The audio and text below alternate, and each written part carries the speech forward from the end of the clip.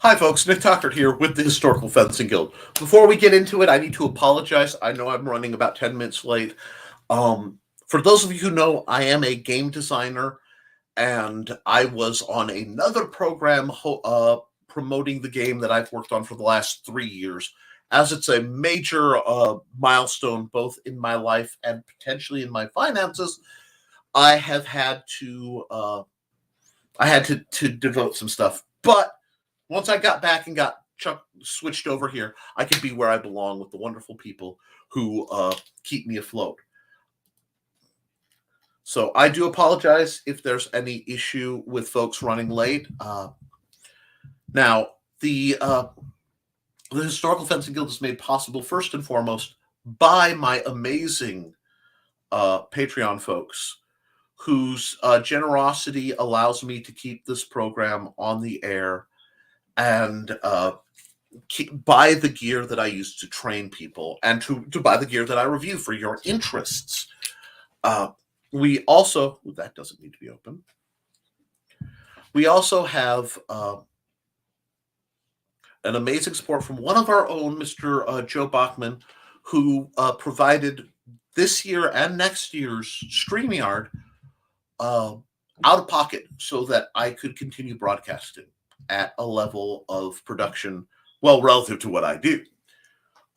Thirdly, and if you are interested in learning how to sword fight, and you are, of course, out of reach, understand you can buy my books on Amazon, such as The Simple Sword, The Fighting Axe, and The Simple Spear. All three of these lovely books exist so that we can pass a basic, clear English understanding of Western martial arts on to you so that you guys can enjoy what we do and get the benefit to be healthy and strong. First through the door is Cindy Cap. Good morning if you're in New Zealand. Oops, it's actually afternoon there. Good morning in the Philippines, though. Evening, Sword Family. Evening, Thesis. Sorry for the delay, guys. Waves. Hi. Games. Did someone say games? Go get Nick Tucker's books. Amazon.com/Mr. Nicholas Anthony Tucker, and go check out his work on DeviantArt.com. Yes, folks. The games are definitely coming. I just sometimes had to work, and I've also been fighting some very bizarre computer errors, such as my Zoom randomly bouncing around and making it very difficult to keep track of what I'm doing. Now, what do I want to talk about today? Well, I have a lot to talk about, and we need to kind of get into it. Right now, sorry, I'm going to have a drink. First off, please like, share, and subscribe to this video if you want more of this content. We're getting into training, and I want to start talking about what to do beyond the guards. So when we usually talk for this out of the 9 basic guards. And when I see a lot of people who are doing their training, they are doing very whoops, book fell over. That one I don't want to lose track of, so I'm going to put it over here. Parry, riposte, if you do this, I do that. And that is not how you want to be. The only way to really improve is to start thinking in terms of combination shots, throwing multiple shots when you have that opportunity. Now, that can only come with practice and control. The elements that one gets by doing the same work over and over again. So what I'm talking about is understanding that if you do a parry to a low line out, you need to bring it into a thrust from said line. You need understanding where to go next is somewhere we should all be aiming for. And being able to do more than one thing before we disengage. Whenever possible, and I hate to borrow a line from Fabris, but we want to do it in one tempo. So that we want to make sure that our parries incorporate attacks And our attacks, very importantly, incorporate parries. What do I mean by that? And all my rapiers are just out of reach. So I'm going to go grab one.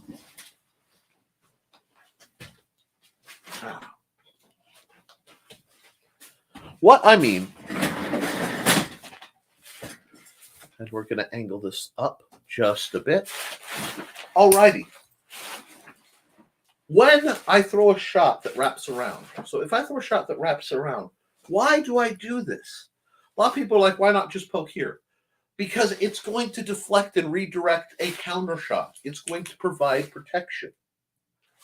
We want that. Whenever you're doing something, okay, if a shot's coming to this side, I'm moving to block.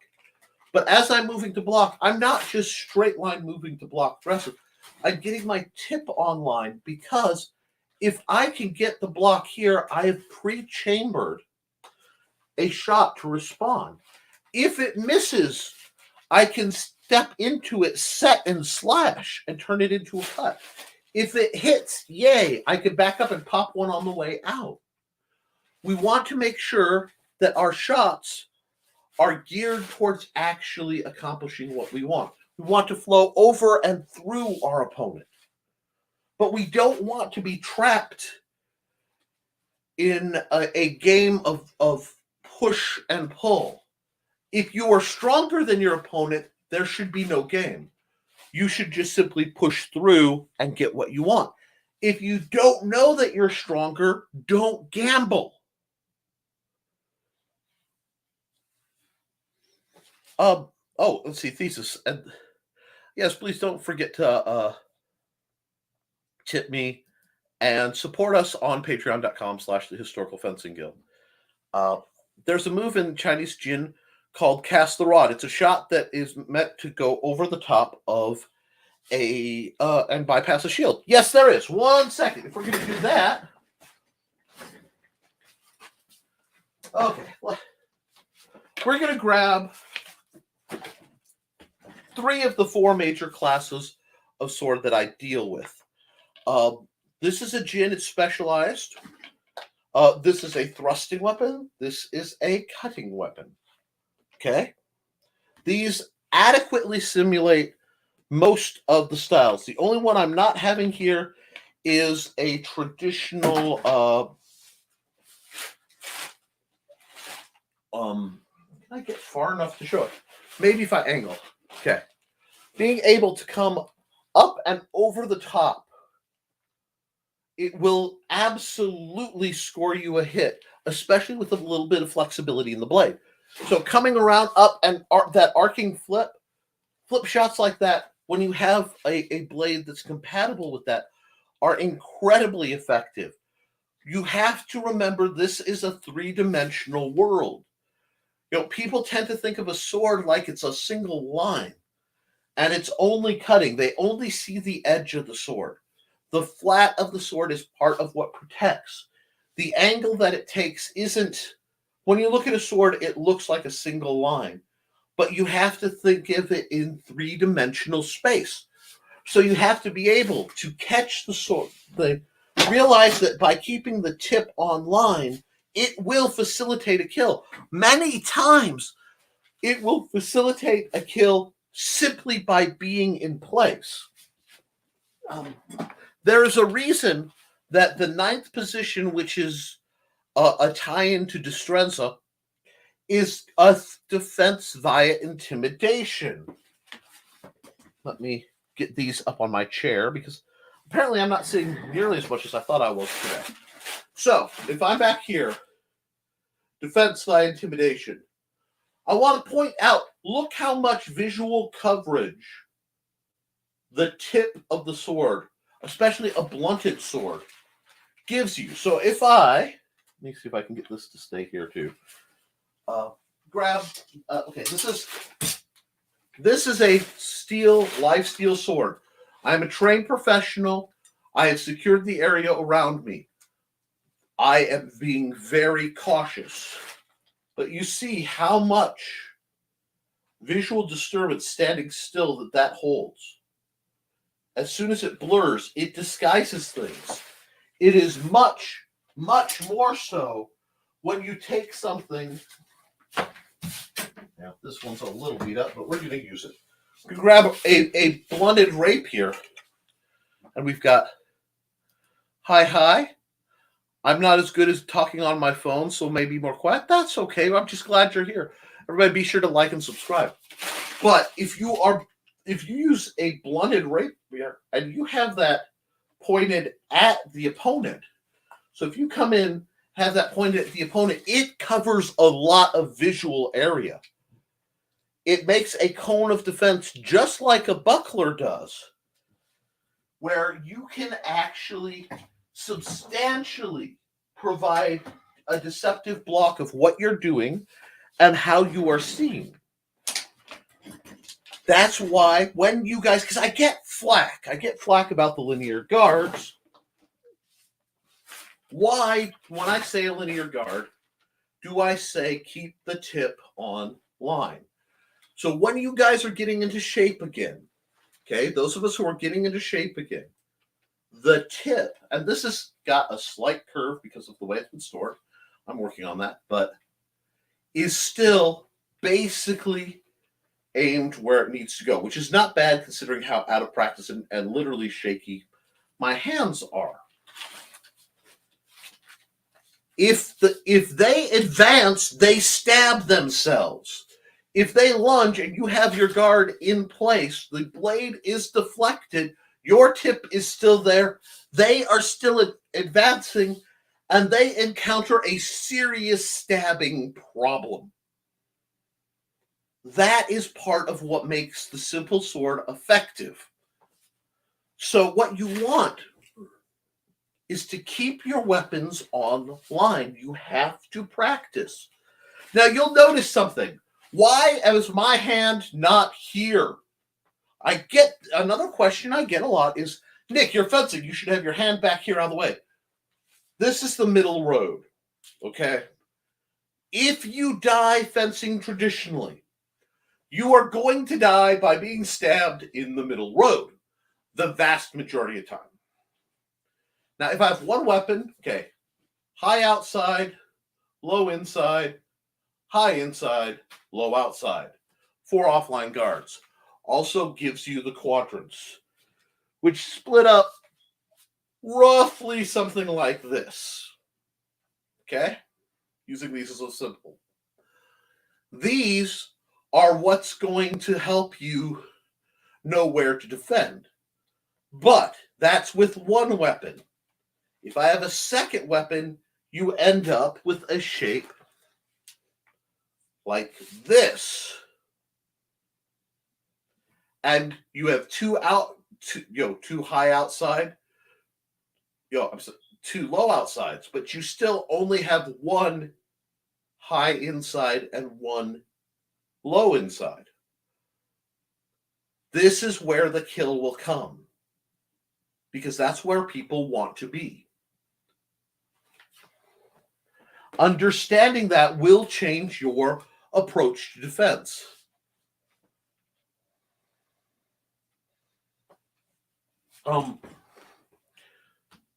Thesis says those black plastic swords have a bad habit of bending. My Jin has a PVC scabbard to keep it from bending worse. Yes, these are a little worse because they are intended to bend. And with the different temperature flux, sometimes the bend doesn't come out perfectly. But I'm going to be using these for a couple key reasons. One of which is the next time I go to a hardware store, I will be buying PVC big enough to fit up to the hilt here so that I can make sure all these trainers have a sheath. And then my silly self is going to rig probably 6 PVC sheaths for the intention of being able to train to fight from the draw. Because very few places do people walk around with their swords out. If you're walking around with your sword out, you are brandishing it. Everybody has the right to kill you in certain cities at certain historical points. There are some where putting your fingers touching the weapon, are enough. That's brandishing. Historically, that would be enough to be charged with pulling your weapon on somebody. That's why, even historically, understanding the arms regulations were so important. The simple spear and the fighting axe. Thank you, Cindy. Now, I know I'm hitting this kind of hard and fast, but it needs to be. By understanding the origin of what makes these go, helps you understand what you're going to do about it. And making sure that the reach, because this is sitting on the ground, you really can't, you can barely see the tip. That is a very good length for me. Also trying to design a scabbard for Foxy's Deerhorn knives. Is she planning to have live steel counterparts? If not, it should be very simple with some breakaway Velcro nylon strapping set in, attached to some loops where you can just pull it out. If you want actual blade protection, it'll be a little dicier. Oh, Melee! Yes, she's referencing Melee, my medieval Melee, the game of tactics in the current Middle Ages. That game was developed to help LARP and SCA line commanders practice their strategies by gamifying and simplifying group movements at a skirmish level. It's a wonderful, simple system made from observing actual fighters and looking at how they work. I really do recommend it. It's also a great chess beater, because I hate how chess is all about select sacrifice. I don't like that style of gaming. Eventually we'll begin live steel. I was thinking an appropriate size clutch. That's not bad either. Live steel, I believe they make them. I'll have to look, because with the antler horns, getting the draw will take a very elaborate pattern. So there is that. Now, keeping this up. Now, Nick, why? Guys, you've seen me do this for weeks. I usually sit down. I'm very, very static. We talk about it. I've been working to clear out the space behind me so that I could stand up and talk about keeping the motions. And you want to keep your motions. You want to keep your actions. You want to understand mechanically. That's why getting a sword simulating object, whatever you use, is so vital, because you have to take it from the gap of theory to practice. Now, all of us are likely out of shape due to just the weather, due to climate, due to situation. Now is the time to get up and start drilling if you aren't. Now is the time to put the sword in your hand and see how your body is moving. Because your body changes. Maybe you gain weight, maybe you lose weight, maybe you gain strength, maybe you lose strength. You have to find out long before you're sparring how your body is going to work, so that you can then incorporate what will work and make changes, like switching to the lightest trainer I could find. This will allow me to build back up. Maybe I'll be able to use my steel and stuff, in the future, but I know I can use these guys. That's why there's two of them in my kitchen sheathed through tubular shelving. But yes, there is nothing like the clang of steel. You might be surprised. I've been practicing fan forms at least an hour a day, and that fan form really moves. That's what I want to hear. I want you guys to go, no, dude, I'm on it. Because that means you're training. That means you're inspired. That means you're active. That means you're taking control of your situation, which is what we're here for. I want us to be able to talk about, I want when Joe and I get together, we need to be able to chuck him a weapon and go. Now, for the program in July, I'm still leaning towards using something like this because of weather. Now, steel would be beautiful, but the protection you need could be dicey. We will have to discuss that. Me and any other combatants involved. And Thesis says, fan forms are beautiful, Cindy, and you can modify them easily to deer horn knives. Yes, yes, yes, yes. That's what we want. We want you guys to realize the gear, it's all modifiable. Guys, every training should be cross-training.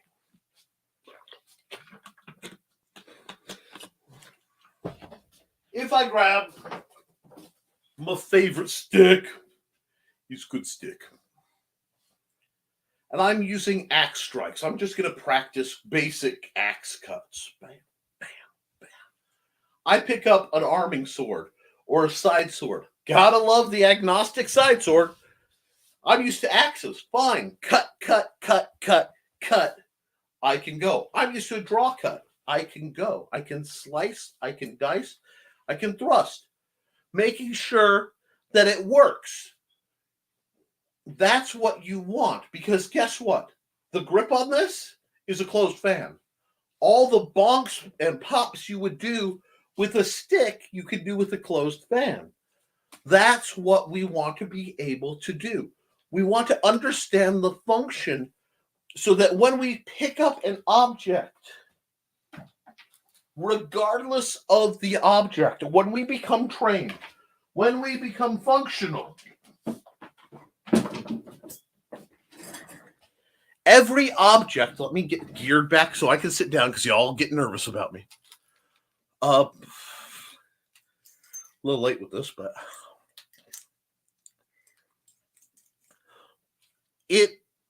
every object becomes a weapon, and you'll know how to move by the balance in your hand. So that when you are training, if you're training the right kind of system, it trains your body. If somebody goes to punch me, I can do the same kind of outside parry, bonk, that I would do with a sword, just at shorter ranges. I could come around and just follow through with a punch, just like I would a short jab. A quick thrust. It doesn't matter. Block, parry, go. Sweep a sword out with a dagger. Look, this is my big honking parry dagger. If I do this and I knock a sword, I come in, right? I take whatever my other weapon is. Let's assuming I have another weapon, let's use parry stab, right? If I do that, up go. Boom, boom, boom, pow. You see what I'm saying? You pop, you make the open, and you go. These maneuvers all cross over if they're engineered right, which is why I avoid elaborate styles and bullshido. If you look at somebody and they're like, oh, and they just make an attack go away, and you can't, how did they do that? Most of the time, they had a compliant partner.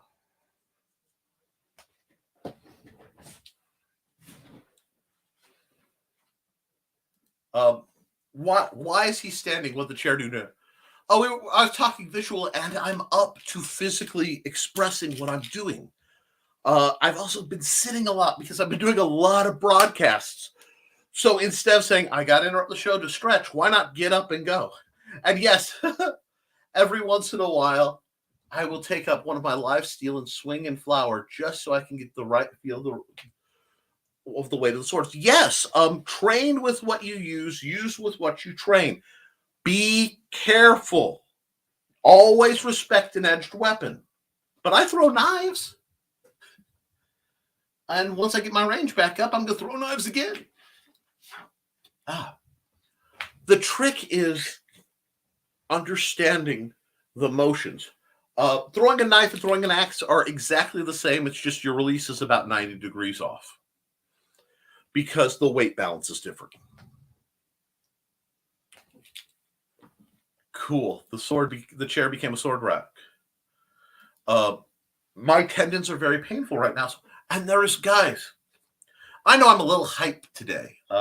It's been a hype-inducing kind of day. But it's not about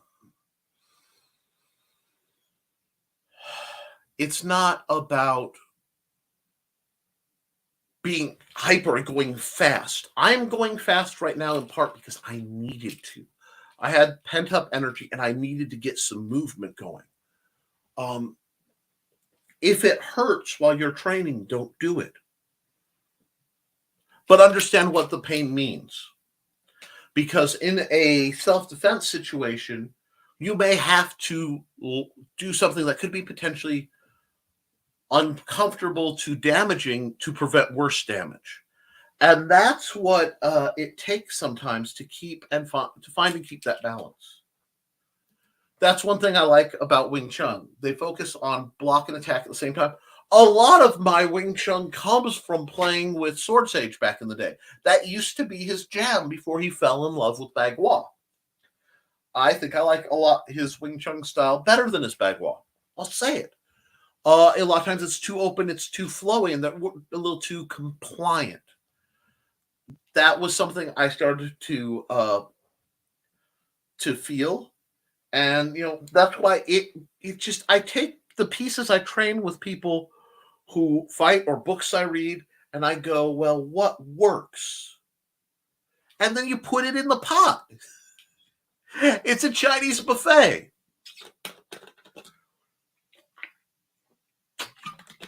Egg Chen had it right. Ask him about Chinese mysticism. Go watch Big Trouble in Little China. There we go. Hi, Glenn. I just take things day by day. Exactly. What I am drilling and I am working, I go slow, sometimes painfully slow, to maintain the control. When I'm cutting loose and I'm talking and I'm energized like I am right now, I tend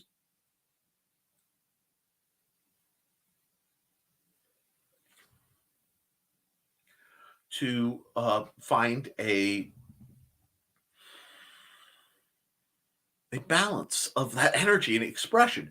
And Johnny, see, I love Johnny because Johnny knows what he's talking about. Nutmeg the defender. Defender didn't like it. Took a double drop kick to my shin. Not currently standing. My ankle is not happy. Ice that bad boy. Keep it elevated, Johnny.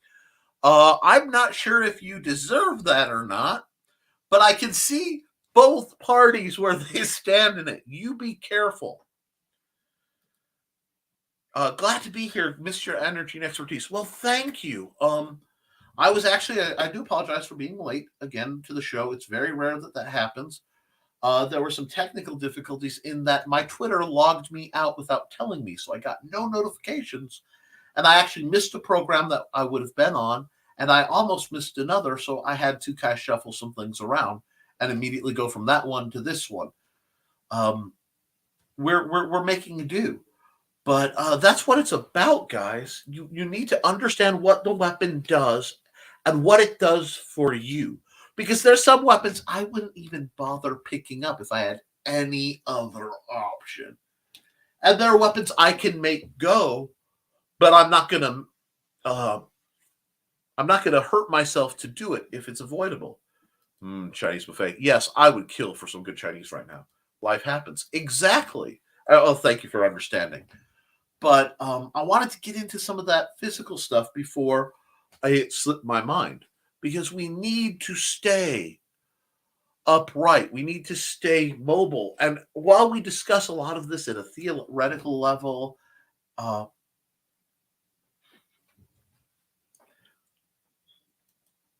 that Glenn says, now that I'm rewatching Warehouse 13, I can't see you without thinking of Artie. I'll say thank you. It is nice to know that I don't have to worry about the right person to play me in anything. I do bear a striking resemblance to Saul Rubinek, or vice versa, with apologies to Saul.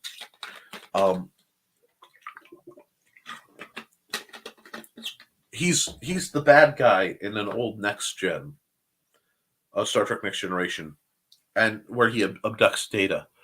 If you look, he looks a lot like me if you've ever seen me clean shaven too. Now I want sesame chicken. Thank you for extending my suffering. God, maybe I can talk the wife into some Chinese when we go out. But I want you guys right now. It is the end of February. Spring is coming. It's the part. This is the long dark tea time of the soul, where you're just waiting for spring and winter. But throughout February and probably into March this year, is going to be doing some shenanigans. Start drilling. Start walking on the nice days. Give yourself a day up, a day down, or 2 days, however many you need. But find the the rhythm where you can do a little now and rest to not hurt yourself, and then do a little again. And slowly the rotations of recovery and action will rise up, and they will make it easier to do. But you have to start slow, and you have to start like at least now. Some of us have been able to go much longer. I am endlessly impressed with the efforts and successes of Cindy Kemp. It's truly remarkable. And look at Thesis's recovery. Again, truly remarkable. That comes from dedication. That comes from an understanding of, I want to do this and I need to do this. I know I have been swamped, both recovering from an absolute dread illness that laid me out for a couple weeks.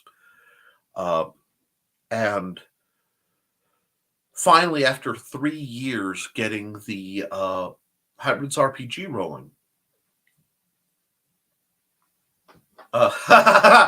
Speaking of TNG, I was watching another live stream, and someone referred to Q as Space Loki, and can't argue.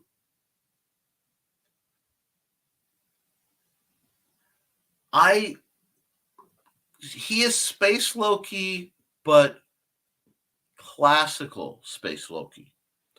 I see him much more. Think about it. He is the sci-fi embodiment of the avatar of the tricky, cunning individual.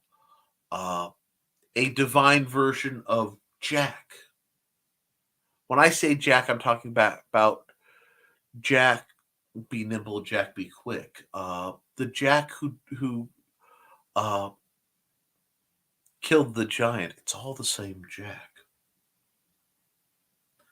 And that prototype, that trope, that concept is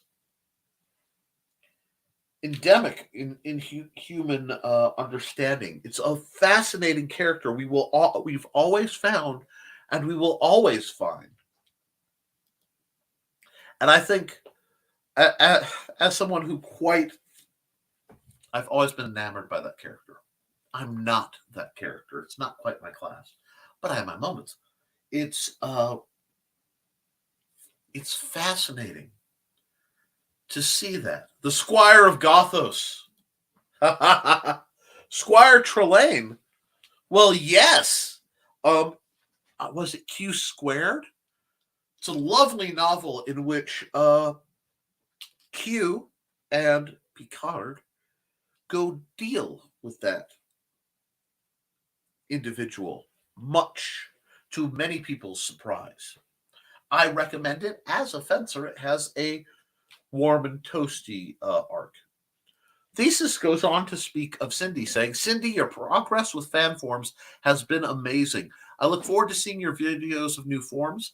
I know it sounds probably sounds odd, but I'm very proud of you. Hold on. I'm going to get to you, Johnny. But it's not odd, because we're all proud of you. See, that's why this is the Historical Fencing Guild, not the Nick Talker Teaches You to Sword Fight School channel.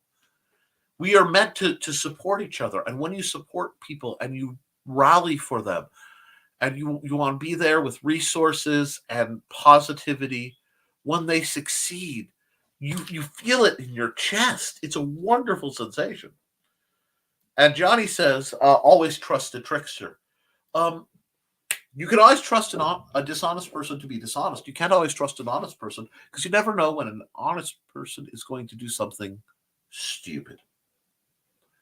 The wisdom of Captain Jack Sparrow, if you will. But Guys, it's about finding and moving forward. Thanks. I tried to record one, but the camera angle wasn't sufficient. I keep ending up off screen. Oh, that's problematic. There are devices, and I have one somewhere that worked moderately well, that will track you for like $10. I think I got it at Five Below for like $10. And it will just pivot your phone. But when it's warmer, maybe I can set up differently in the garage. And once it's warmer, we get to do so much. I have bit the bullet. I've contacted the local guild members to an extent, and we'll be working on getting assistance to see what assistance can be made in renovating the Listfield area. We're going to talk about what we need to make that area what we want. And I'll have to contend that my physicality is limited. Lifting heavy objects is not necessarily my jam. I will do what I can with what I've got. But sometimes doing what you can with what you got means reaching out and embracing the fact that you have good friends who will help. Thesis says, I recorded a short video of my Wudang snowflake sword shortly before my accident. Maybe this spring or summer, I will try to film it again. I would love to see that, provided, of course, everything was done safely. Get it up on the guild. I will probably, especially this spring, be reaching out to those of you who want to pop up. Foxy will video you, Thesis.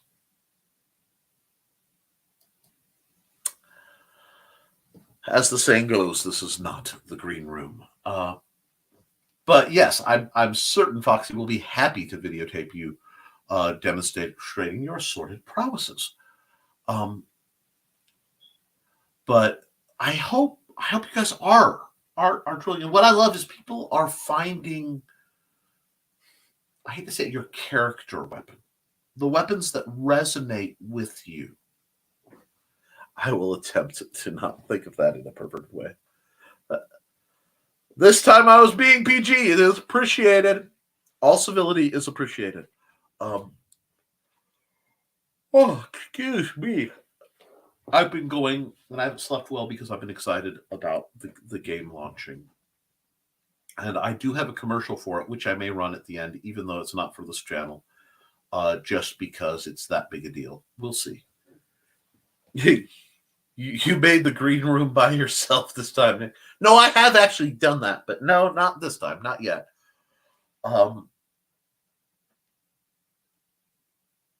I think, oh God, the storm that's coming is making my ears pop.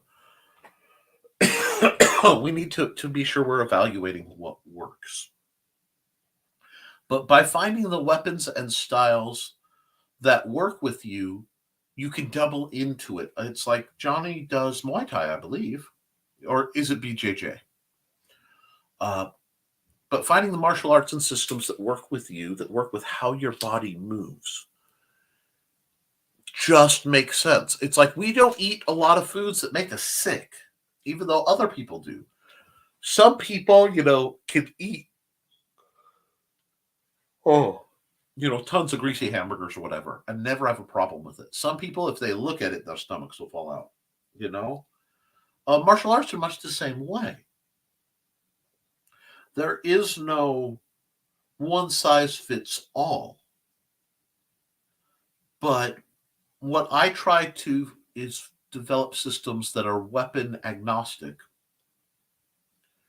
so that whatever weapon feels right to you can benefit from the understanding of the system. Oh, karate. Been a while since I moved back in the farm. Cool. Did not know that. Awesome. My old instructor was a Shadokan karate instructor. I'm sure he had a black belt of some sort. Interesting. I find the hard arts like karate fascinating. My body just does not play well with it. Never has.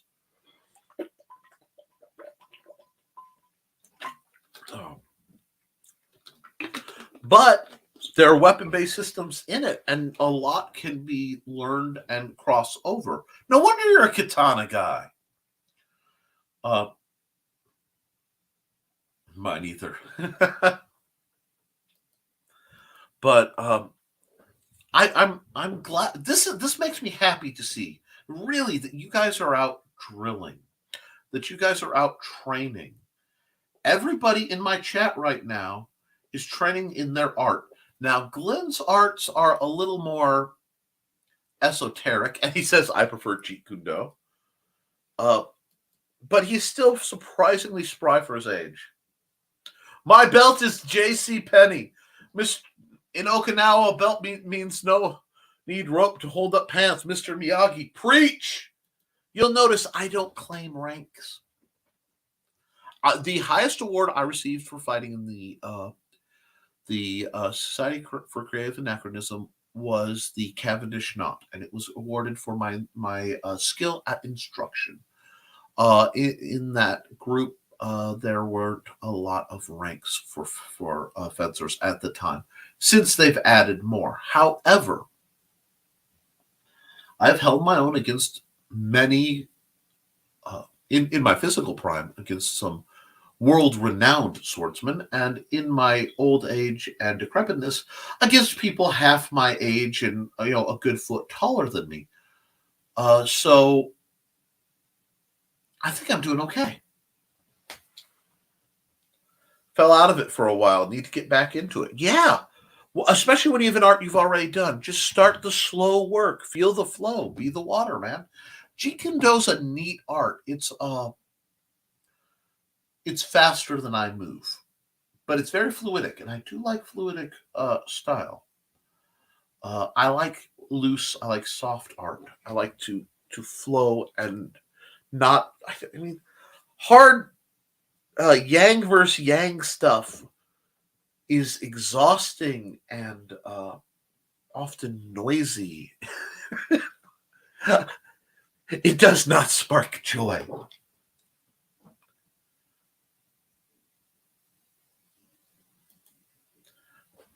When I first started Boffer, they tried to give me a beginner rank.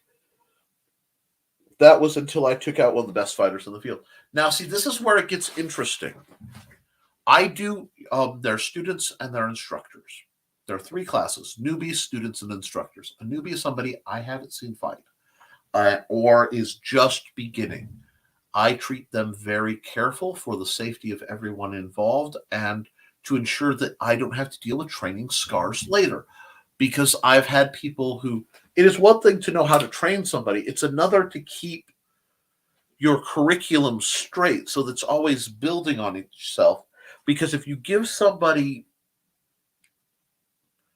a trick shot very early, they will supplement their standard techniques with it excessively to their detriment. Upper body, only for me, at a moment, I pinched a nerve in my hip. While I am very, very sorry about that, and I missed that comment, there was a little black guy, I can't remember his name, did an incredible variant called Chair Tai Chi. And I used to get his video when my legs stopped working. And I've been asked, why don't I do Tai Chi? Well, because I learned enough Tai Chi to start going, this integrates well with my fencing style, but doesn't fit. So I started developing my own approach of taking how I move with the sword, slowing it down and pairing it, and then trying different maneuvers and weeding them in.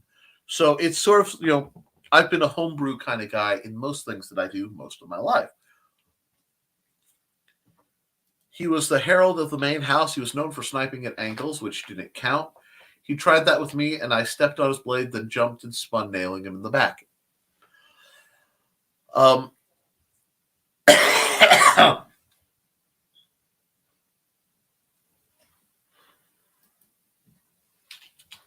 My father started doing karate when I was like 6. I'd skip school, tag along to train. Teacher was cool with me, but I never got belts. Didn't want belts.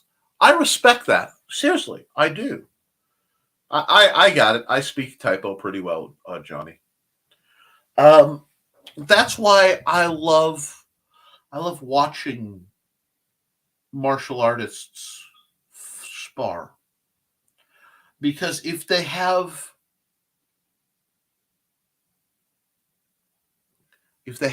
a personality of only moderate ego and limited aggression, I can come up and then ask, I saw you do something. May I ask why? And I can get some really interesting discussion along with anybody, because I find there are martial artists who treat it like a savage secret, like they're, this is what keeps me alive. And the problem is you're training with other people. And you have to kind of mellow that down, because what's going to keep you alive rarely is a secret technique. It really isn't. It's more about understanding why you do things. And yeah, well, belts seem like bragging rights. The theory, excuse me for just one moment. You don't need to hear that, so we'll just.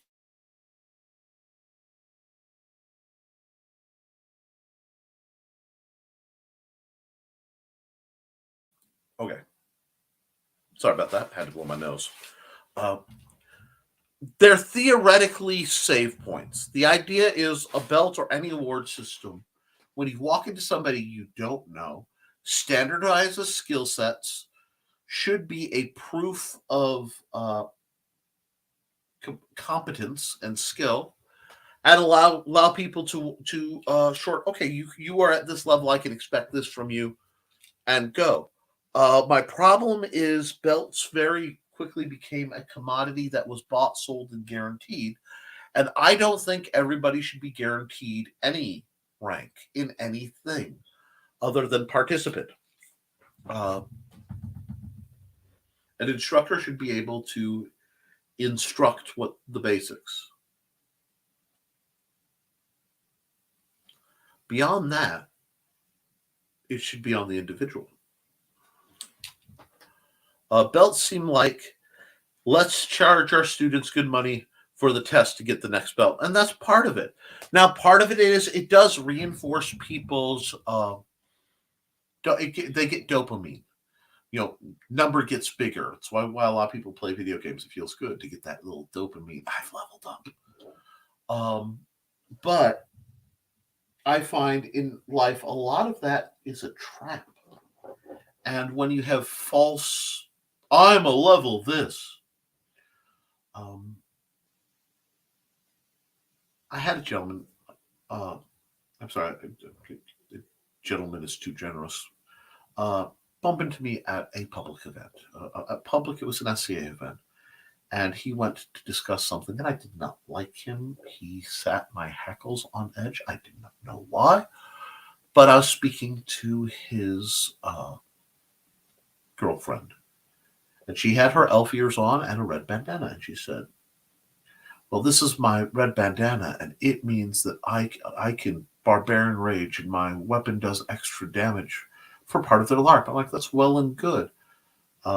This is my axe, and it means I can swing this axe, and it does damage to that log.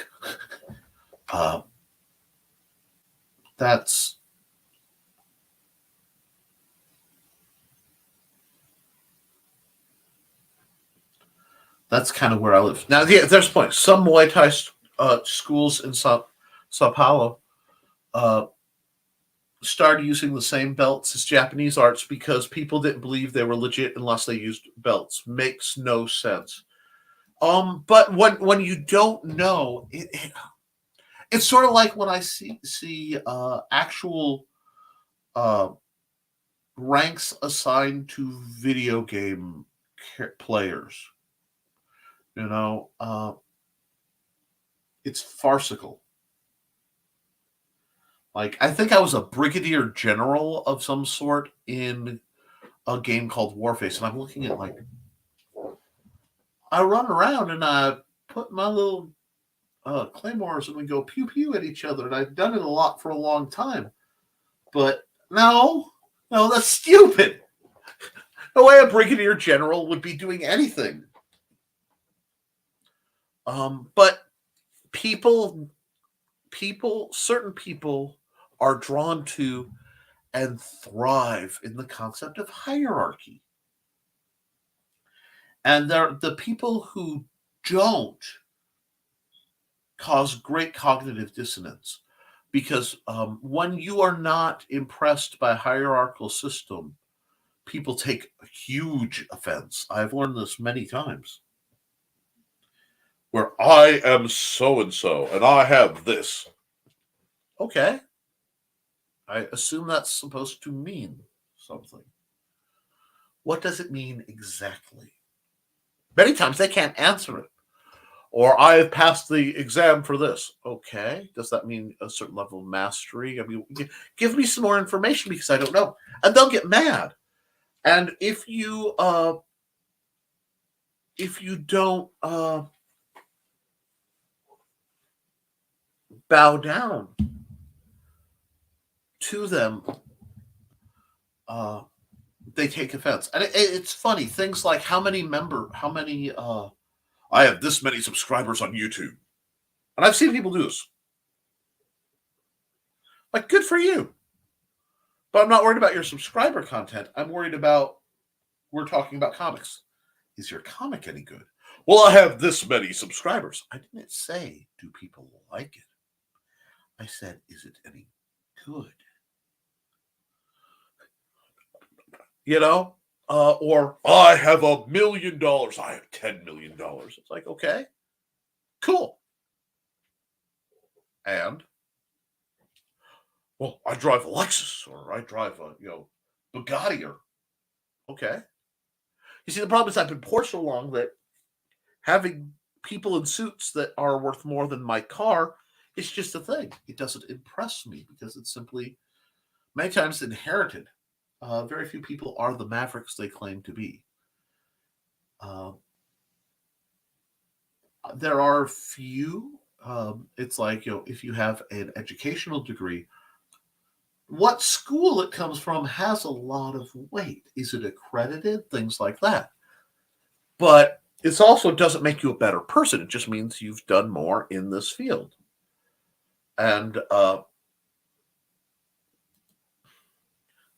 Glenn says, sounds similar to what they've done concerning degrees in Masonic lodges in the USA. You can pay money to level up or skip a number of degrees. Then they don't mean anything. If it's if it's free to play, pay to win, or pay to win, it speaks nothing to your skill or dedication to the group, merely the resources you're willing to apply. Thus, it does not impress me much. I'm sure it could. I'm sure many people would be intimidated or impressed by something like that. But I'm far more impressed when somebody says, I made this. It could be the ugliest, gnarliest looking knife that somebody hand forged, and I will respect it infinitely more than somebody who went down and paid a vast sum of money. Look at this knife I bought. Well, you have a good eye for knives. He made his. I respect that. But that's me. They sure do. Cindy says, a pal of mine with high rank in a particular martial art invited me to come learn at the school he went to. I expressed my concern about being able to with the killer joint shenanigans. Okay. The closest we had to rank was the Sifu, and it's a satisfactory completion of the form. I love that. But he put me in touch with the leader of the school. I asked about accommodating disabilities. His answer, we can't dumb down our curriculum. Either you can do it or not. If we change the curriculum, it invalidates our rank system. Okay, bye. Now, that is one I have to see a double-edged sword, because in a martial arts system, it's theoretically, can you perform this form safely without adjustment? I can see how they get there. I may not agree with it, but I can see what they are doing. And honestly, that's a whole lot more integrity than, oh, sure, You pay us $50 a week, and in 3 months you'll have your black belt. I would rather deal with somebody who honestly is like, I don't think this is the place for you. Because most people aren't trained to adapt for disability. Very few sword instructors can do anything with it. And many people will refuse to fight people who have physical limitations, which is everybody involved's prerogative. It can be malicious, but it's not necessarily malicious. So it's better to just walk away from that, because it's, bye-bye. Yeah. If somebody says, this isn't for you, I don't hate them for it. I go, okay, cool. Thank you for letting me know I didn't waste my time or my money. Good luck with what you do. Find something that works for you. And if you don't, there's a good chance that the universe will slide you into this little TV show. Because that's what we do here. We make sure it's a place that people can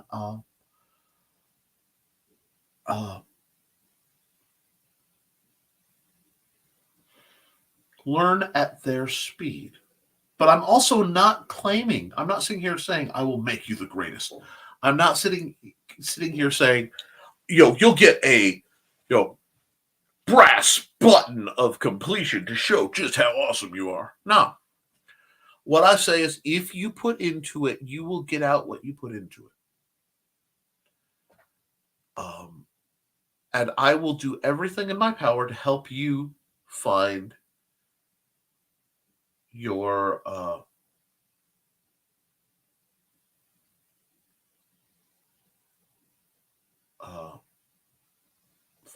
fight and help you develop it. Where you go with it. If you want to take what you learn and go to any LARP, any SCA, try to apply it for stage combat. Apply it for. I would not. I'd be very careful, because I don't teach combatives. I don't teach the art of seeking an engagement and neutralizing the enemy is very different than the defensive approach I take. So I would not be good at that. I mean, I can tell you what I know, but that's just not my bread and butter. Yeah, I mean, I get his point, but wow, I wasn't aiming for a specific rank.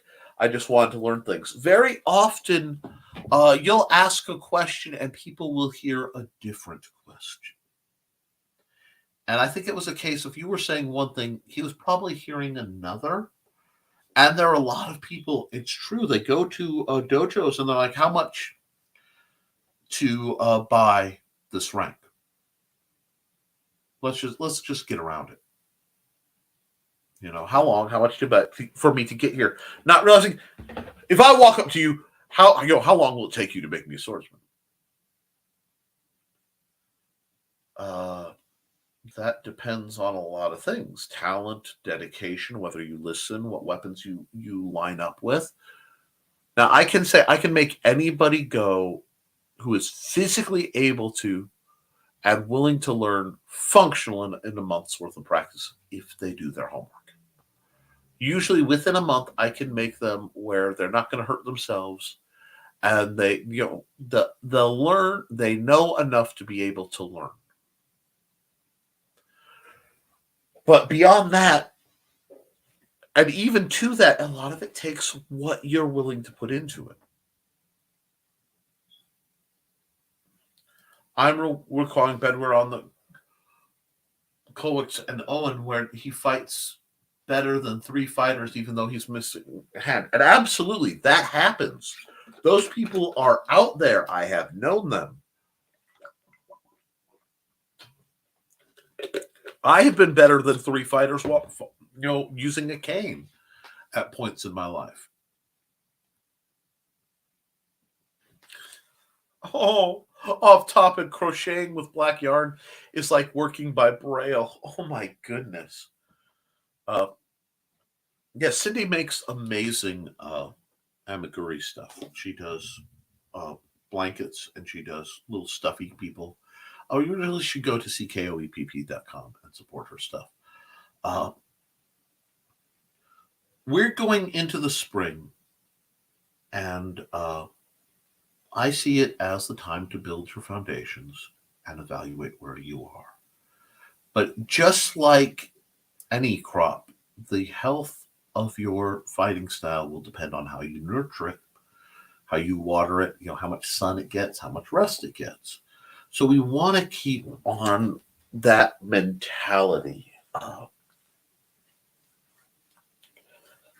Uh, I I do encourage you folks to like, share, and subscribe, and please subscribe to the other channel I do, the Nicholas Tucker channel, if you are involved in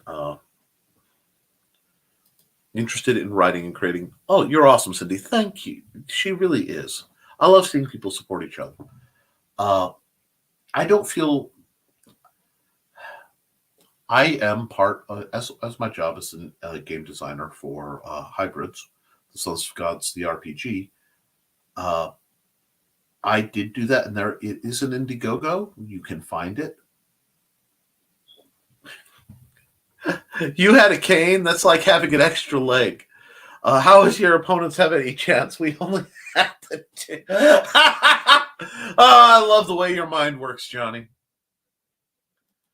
You are welcome. And check out the Fencing Guild right here. Yeah, this is where you watch it. The Historical Fencing Guild. Guys, please be sure to like this. Please be sure to subscribe to this. I will be doing a lot of promotion for that, but I haven't put commercials on this, save for my fencing stuff. So I don't think I'll be putting commercials for it here unless it's like asked for. But there is an Indiegogo if you want support and are interested in comic books and gaming. Outside of that, guys, I want you to do your drills. Oh, I talked about the doctor. Okay, I talked to Doctor about what we had talked about, Cindy, about the HD8 heads, and he thinks I have it too. Okay. That at least gives you something to start with. Yeah, I got diagnosed with a hypermobility, an undiagnosed hypermobility condition out of the blue. So that's in there too. We are an interesting lot, friends. But it's been an hour. I try to keep the show at about an hour. So I think, hypermobile Ehlers-Danlos. I should have known. Never seen the thing. Yeah. I managed to get up in front of one of the nurses, and they got to hear everything pop, and that got the look, which you always hope the doctors get to hear. Check out the Ehlers-Danlos Society. Alrighty, now quick reminder: I'm not a medical professional. Neither, to the best of my knowledge, are my chat. We are all just trying to help each other get through. Please consult a medical professional if you have any questions or comments. Also, remember, martial arts are inherently dangerous. Anything you train in, you do so as a consenting adult, realizing the dangers and taking the liability of such on yourself. That's part of why the scroll is there. But hypermobility spectrum disorder, EDS's derpy cousin. Yeah, it's so hard to get diagnosed for such things. But I hope you can find it. Yeah, so many are so similar. Yeah, they're many times like mental illnesses. You will find that very similar, minute, detailed things are given very different names, and they shift around. The trick is finding what will work for you to address your needs. Find that out and approach it with that, and things will be better. Don't try this at home, folks. Yeah. All this is, of course, geared towards adult programming. And I am putting, let's see. Oops. To our other channel. You need Nick's books, Amazon.com/store/Nicholas Anthony Cockert. And Rising Tide Broadcasters and I, of course, came up with the link for the Indiegogo that I am involved in. If you want to support me, it would be appreciated.